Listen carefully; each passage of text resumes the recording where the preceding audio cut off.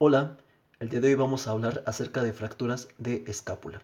Mi nombre es Ángel Bárcenas Hernández y espero este video sea de su agrado.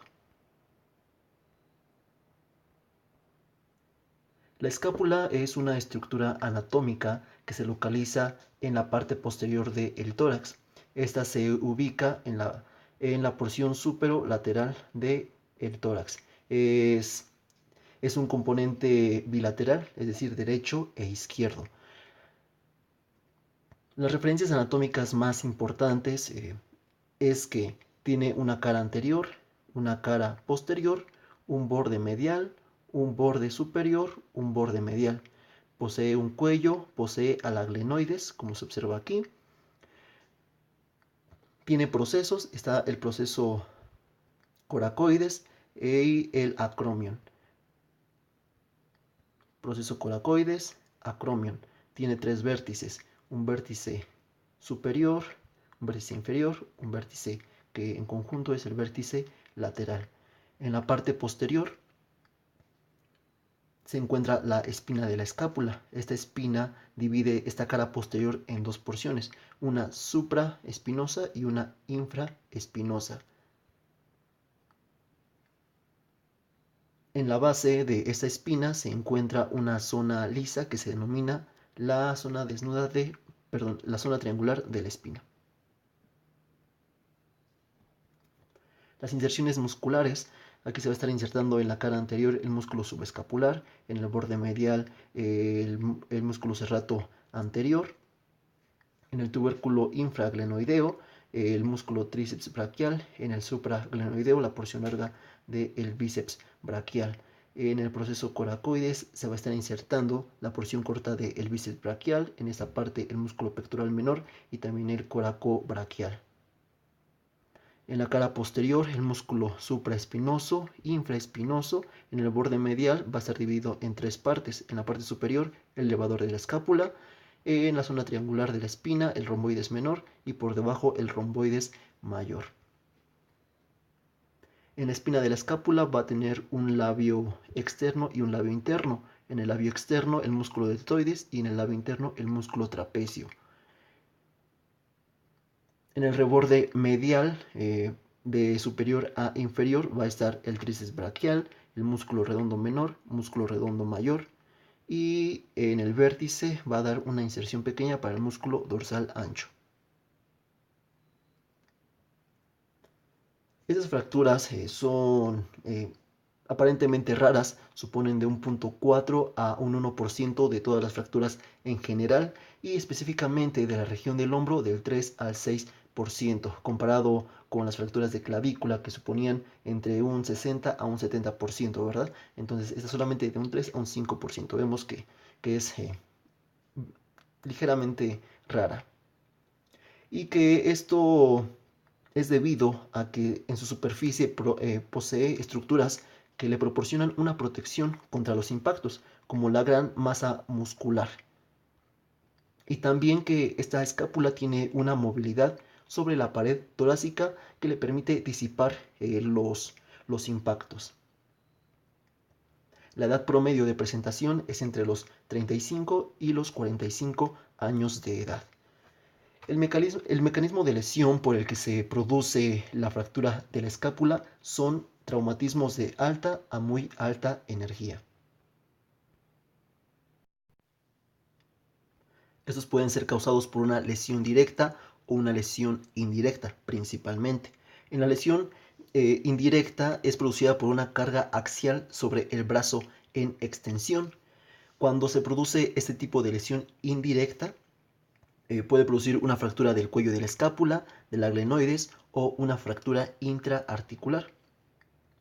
En la lesión directa, el traumatismo, como lo dice su nombre, va a actuar de manera directa sobre la región de la escápula y que puede ser producida por un golpe o una caída de gran altura o un golpe que lleve una fuerza o una velocidad considerable. Cuando es por un golpe o una caída, las fracturas generalmente son en el cuerpo de la escápula, pero también puede ser por traumatismos que se presentan sobre el vértice del hombro. Y cuando es así, las fracturas pueden ser de acromion o del proceso coracoides. Otros mecanismos de lesión pueden ser traumatismos de mediana a alta energía, como una luxación, y que en conjunto va a causar una fractura de la glenoides, o bien por músculos y ligamentos que pueden causar una fractura avulsión. Una fractura avulsión es cuando el músculo se contrae súbitamente y produce una fractura de su inserción muscular. Por ejemplo, el bíceps braquial que produzca una fractura avulsión de sus inserciones, es decir, del tubérculo supraglenoideo o de la apófisis coracoides. Las lesiones asociadas, debido a que es una fractura producida por un traumatismo de alta energía, tenemos que sospechar de alguna lesión asociada, como cual lesiones ipsilaterales en tórax. Háblese de fracturas de costilla, fracturas de clavícula o fracturas de esternón. Un neumotórax o una contusión pulmonar que se produce de un 11 a un 55% de los casos. Una lesión neurovascular principalmente del plexo braquial o una lesión de columna vertebral. Dentro de ellas, las lesiones de columna torácica son las más frecuentes, con una incidencia del 76%, seguidas de las cervicales con un 20% y las lumbares de un 4%. La valoración clínica, debido a que son traumatismos de muy alta energía, se tiene que activar el protocolo de la valoración completa de acuerdo al ATLS, que se simplifica en el A, B, C, D, E. A, control de la vía aérea permeable con control de la columna cervical. B, ventilación. C, circulación y control de hemorragias. D, déficit neurológico. Y E, exposición y control ambiental. En dado caso de que el traumatismo no haya sido lo suficientemente fuerte como para que el paciente tenga alterado el estado de alerta, el paciente puede acudir sujetándose e inmovilizando en aducción el miembro lesionado con la mano contralateral, con el objetivo de reducir la fuerza y brindar un soporte. Si nosotros le pedimos al paciente que realice algún movimiento, va a tener imposibilidad porque va a presentar mucho dolor, principalmente a la abducción. Es necesario realizar una minuciosa exploración neurovascular. ¿Por qué motivo? Recordemos que una de las lesiones asociadas son lesiones en la columna y principalmente de las vértebras torácicas, seguidas de las cervicales y finalmente de las lumbares. Entonces tenemos que realizar esta exploración neurovascular completa en su componente motor, sensitivo y en los reflejos. Y en dado caso de que el paciente presente alguna lesión, lo tenemos que reportar en nuestra escala de Asia, la de la clasificación neurológica estándar de la lesión medular, que es esta que se observa aquí. Puede presentar un síndrome compartimental, pero es muy raro que se presente. Un síndrome compartimental son los signos y síntomas que se producen por la disminución de perfusión hacia un compartimento muscular. Esto puede ser causada por factores externos o factores internos. Factores externos que aumenten la presión de un compartimento es un vendaje, la sutura de cuando se termina una cirugía, quemados o factores internos como edema o presencia de hematoma. Y esto causa que aumente la presión del compartimento de los músculos y se disminuya la perfusión sanguínea hacia las partes distales, provocando isquemia y finalmente necrosis. Para su diagnóstico están la mnemotecnia de las 5 P's. La primera P, que es de pain, que significa dolor, seguida de P de parálisis, la otra P de pulsos que están disminuidos, P de parestesias y P de parálisis. Sin embargo, estas 5 P's cuando se presentan en un paciente es que un síndrome compartimental ya está establecido y el objetivo no no es encontrar las 5 P's. El objetivo es evitar que se produzca la parálisis, porque cuando se produce la parálisis ya existe una lesión nerviosa asociada, es decir, puede existir una neuroapraxia o una axonotmesis o una neurotmesis.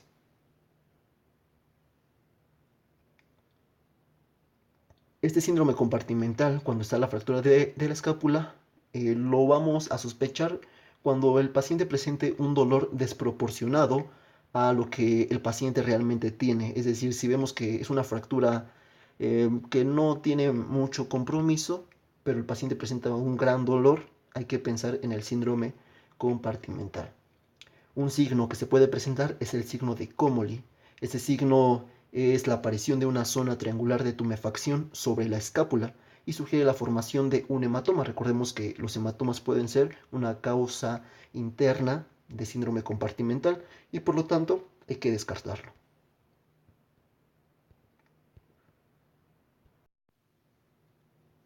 De primera instancia se piden radiografías de tórax y bueno, estas fracturas de escápula suelen identificarse en estas primeras radiografías. Una vez que ya establecimos el diagnóstico que es una fractura de escápula, vamos a realizar proyecciones de imágenes específicamente para la región del hombro, ¿ok? Es decir, una serie traumatológica del hombro que incluyen radiografías en proyección anteroposterior verdadera del hombro, proyecciones axilares, una proyección escapular en Y, es decir, una lateral verdadera, y una 45 grados de angulación cefálica, que es la proyección de Stryker para observar fracturas de la coracoides. Si en las proyecciones anteriores es un poco valorar justamente fracturas de la coracoides, y en esta proyección de Stryker la podemos observar. Aquí se encuentra el proceso coracoides y por aquí está el acromion, ¿verdad?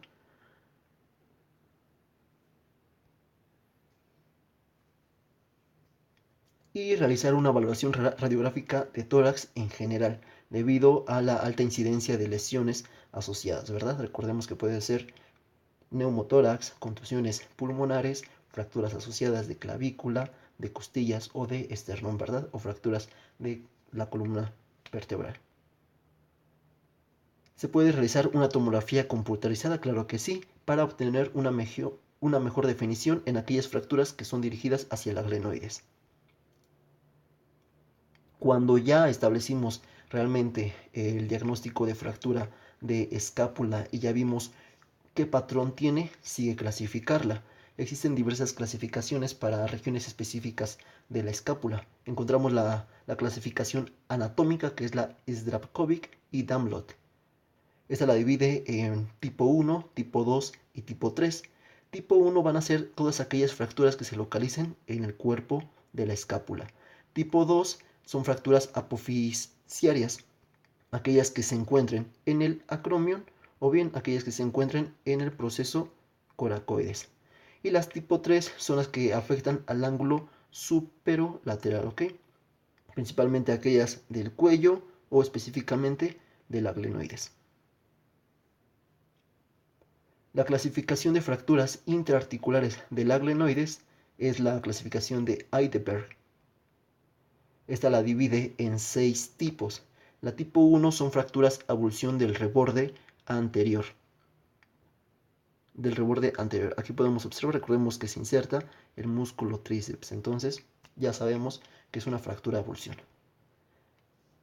La tipo 2 que se subdivide en tipo 2A y tipo 2B. La tipo 2A son fracturas transversas del glenoides, pero que éstas se extienden hacia una dirección inferior. A diferencia de las tipo 2B, igual son fracturas oblicuas de la glenoides, pero estas también se extienden hacia dirección inferior. Entonces, tipo 2A son fracturas transversas y se extienden hacia inferior, y las tipo 2B son fracturas oblicuas, ¿verdad? La tipo 3 es una fractura oblicua de la glenoides y que se extiende hacia superior. Aquí lo podemos observar, es una oblicua y que se extiende hacia el reborde superior. Y la tipo 4 son fracturas transversas del glenoides, pero esas se extienden hacia el borde medial de la escápula. Recordemos, borde superior, borde medial. Es una fractura transversa que afecta al glenoides y se extiende hacia el borde medial. La tipo 5 es una combinación de la tipo 2 y de la tipo 4, es decir, va a tener una fractura transversa con dirección hacia inferior y también una fractura que se va a dirigir hacia el borde medial. Y las tipo 6, que son fracturas conminutas del glenoides.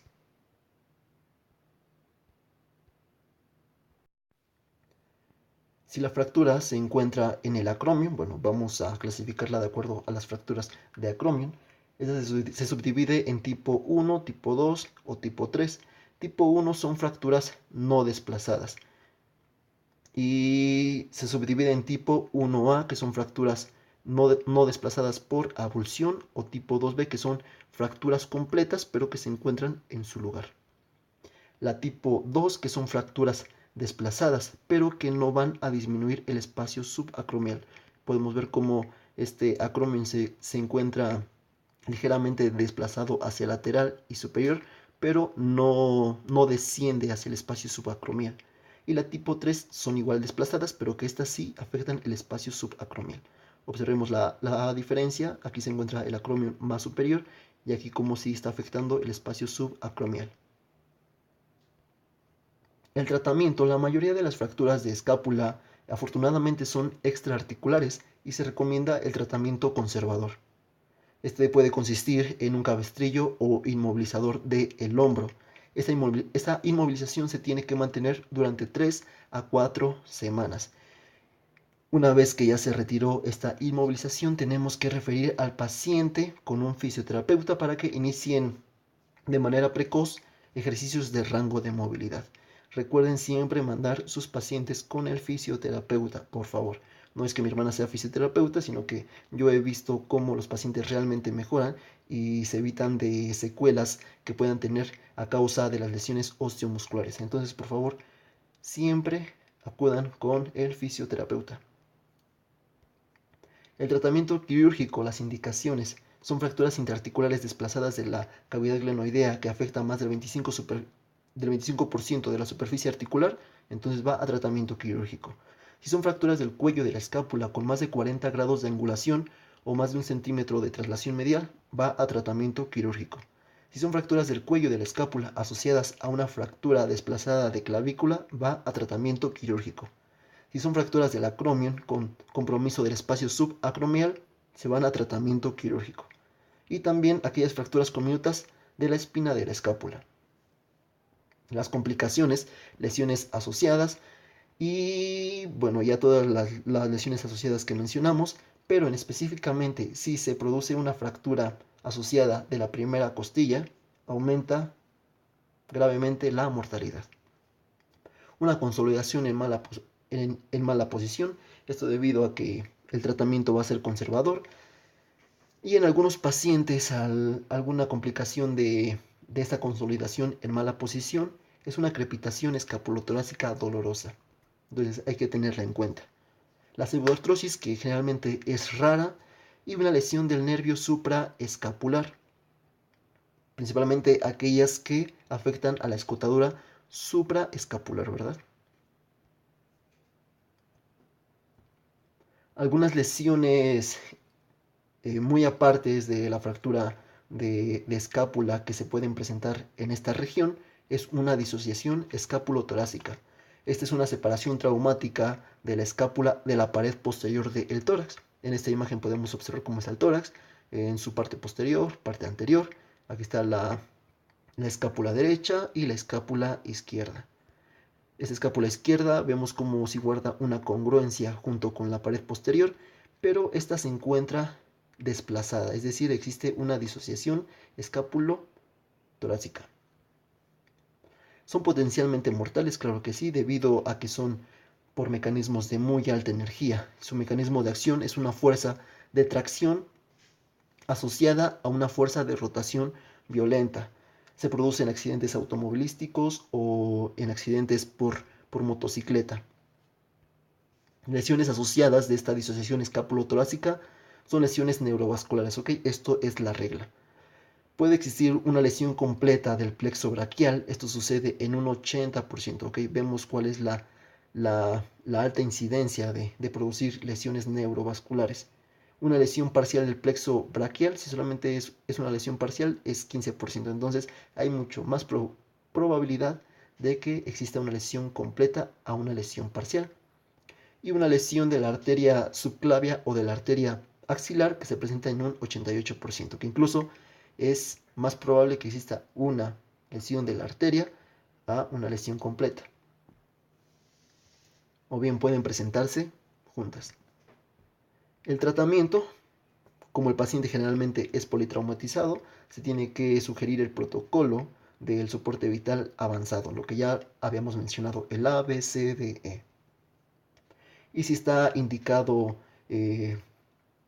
realizar una angiografía de la extremidad superior, la tenemos que realizar para descartar alguna lesión vascular.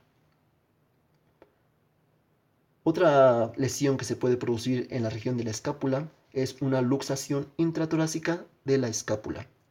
Es sumamente rara y esta consiste en que el vértice inferior de la escápula queda encarcelado, es decir, el vértice inferior se va a meter en el espacio intercostal adyacente. Se necesita una tomografía computarizada de tórax para diagnosticar y para valorarla. Y su tratamiento es una reducción cerrada seguida de una inmovilización con cabestrillo con bloqueo de la rotación de húmero durante 2 semanas. Finalmente lo tenemos que mandar a rehabilitación. Les recuerdo siempre mandar a rehabilitación a sus pacientes. Les van a ayudar demasiado a reducir las secuelas e incorporarse a sus actividades normales de la vida diaria. Esto fue todo de fracturas de escápula. Espero y les haya gustado. Espero y les haya servido. Les dejo las direcciones de nuestras redes sociales. Nos pueden encontrar como Ángel Bárcenas, página oficial, en Facebook, en Instagram como Ángel Bárcenas. Ahora videos en YouTube como Ángel Bárcenas Hernández. Y bien, también mi correo electrónico, si gustan mandar alguna publicación, alguna presentación, algún resumen que les gustaría que lo publicáramos en el perfil, lo checamos y le damos seguimiento. Muchas gracias, hasta la próxima.